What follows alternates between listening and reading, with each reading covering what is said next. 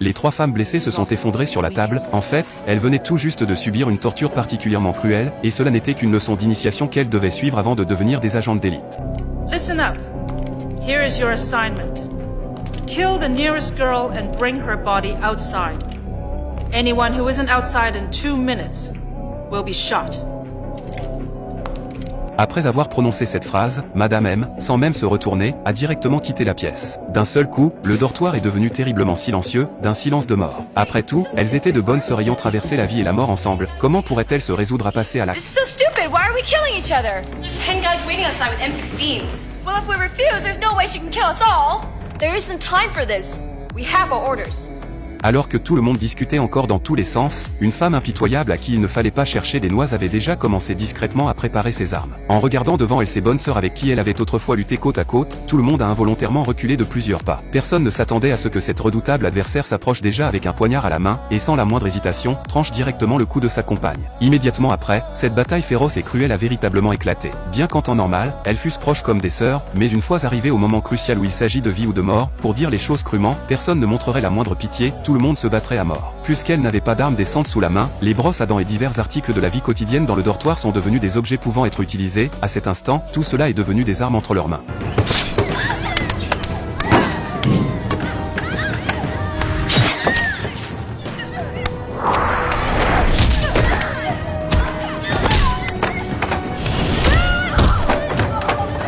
Une fille qui n'arrivait pas à prendre le dessus voulait s'enfuir au plus vite, mais son adversaire était particulièrement impitoyable et ne lui laissait absolument aucune chance de s'échapper.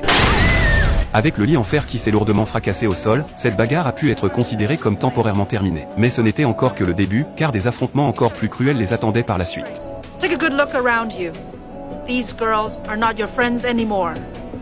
Only one of you will survive tomorrow's exercise. Who will that be?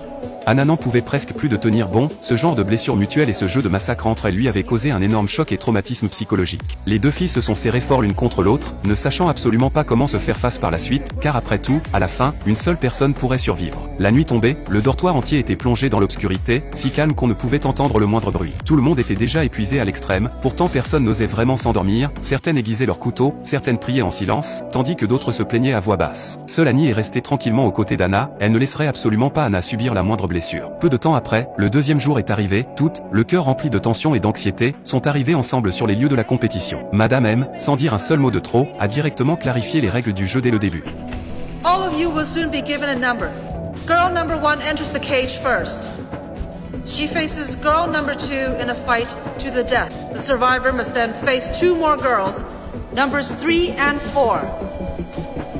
The winner then faces 3 more girls, numbers 5 to 7.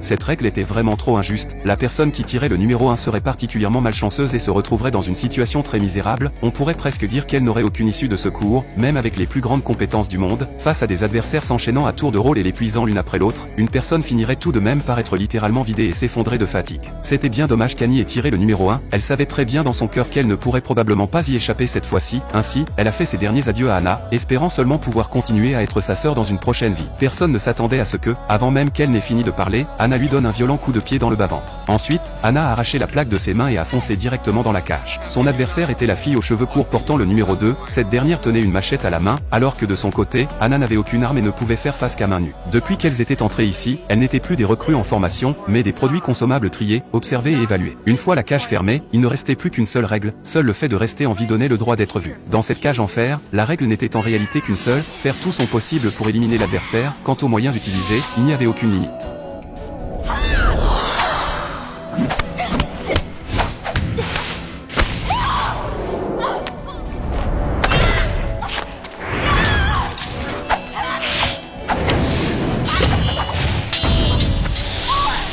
Dès que la numéro 2 est tombée, les numéros 3 et 4 sont immédiatement entrés, les 2 tenant des armes maniables dans leurs mains. En voyant cette situation, Anna s'est dépêchée de ramasser la machette que la numéro 2 avait fait tomber par terre. Aussitôt après, avec ces 2 personnes, elle s'est lancée dans un corps à corps féroce et sans pitié. Ce combat n'avait fondamentalement aucun suspense. Grâce à la protection de l'aura de protagoniste, Anna a finalement réussi à poignarder à mort ces 2 personnes.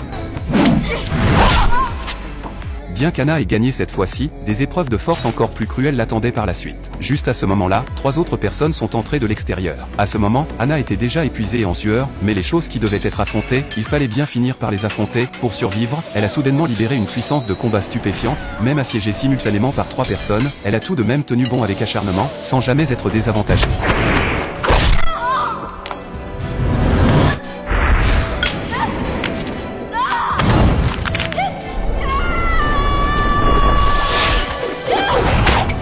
Avec la dernière personne s'effondrant lourdement au sol, Anna, à cause de l'épuisement de ses forces physiques, s'est effondrée à son tour. Le combat était encore loin d'être terminé, ce qu'elle devait affronter ensuite, c'était 4 personnes. Bien sûr, Annie n'allait pas blesser Anna, elle a couru immédiatement aux côtés d'Anna pour se battre côte à côte avec elle. Madame M n'est pas intervenue pour les arrêter, parce qu'elle a vu le potentiel en Anna, et il était très clair que personne ne voulait voir une si bonne recrue disparaître ainsi en vain. If we join forces, we'll be invincible. Nobody could touch us.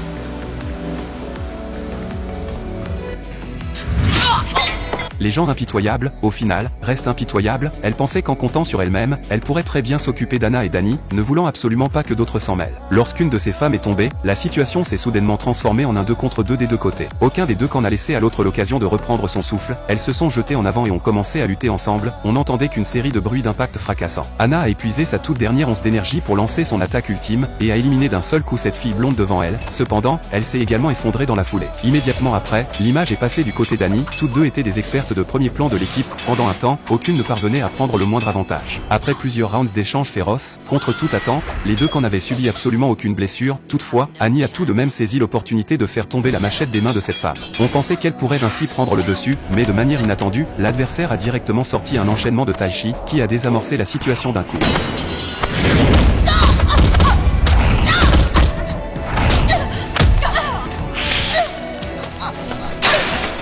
Voyant qu'Annie était sur le point d'être étranglée à mort par son adversaire, Anna s'est précipitée pour l'aider, en étranglant désespérément le cou de cette personne, mais contre toute attente, l'adversaire l'a attrapée d'un revers de main. L'adversaire a saisi ses cheveux d'un coup et l'a violemment projetée, la jetant directement au sol. Aussitôt après, l'adversaire a soulevé Annie tout entière très haut, puis l'a violemment fracassée sur sa propre cuisse. Annie a perdu instantanément toute force de résistance, et s'est effondrée lourdement par terre d'un seul coup, incapable de se relever sur le champ. Mais cette femme n'a pas eu la moindre hésitation, ni la moindre pause, elle a ramassé la machette au sol, et s'apprêtait à achever les deux sur place. Contre toute attente, à l'instant précis où la machette était sur le point de s'abattre, le geste a finalement été brusquement interrompu par Madame Monsieur. Bravo, girls.